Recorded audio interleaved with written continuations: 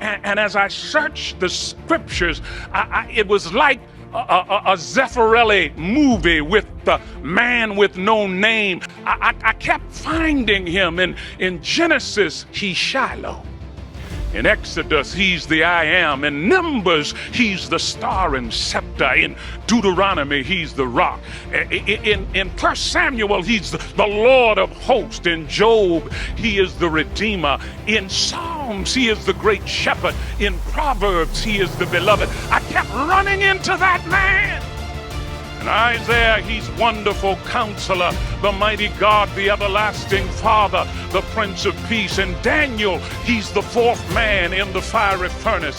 In Micah, he is the one whose going forth of old is from everlasting to everlasting. In Zechariah, he is the branch. In Malachi, he is the messenger of the covenant. Matthew calls him Savior. Mark calls him Son of Man. Luke calls him the great physician. John calls him the Word made flesh. Acts says he is the one who will mobilize us to witness. Philippians says God has exalted him so that at his name every knee shall bow and every tongue confess that he is Lord, to the glory of God the Father. 1 Thessalonians says he is the one who will descend from heaven with a shout, with the voice of the archangel and the trump of God. And Jude says he's able to keep me without stumbling or slipping and present me without fault, without blemish before the presence of his glory with unspeakable ecstatic delight, in triumphant joy and exultation. And John said, I was in the Spirit on the Lord's day, on that Isle of Patmos in the Aegean Sea. I saw him high and lifted up.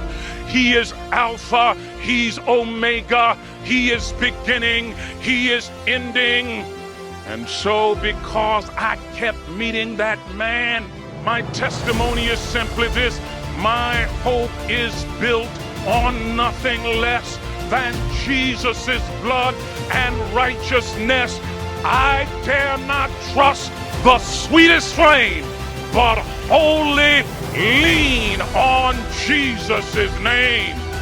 On Christ, the solid rock I stand. All other ground is sinking sand. All other ground is sinking sand.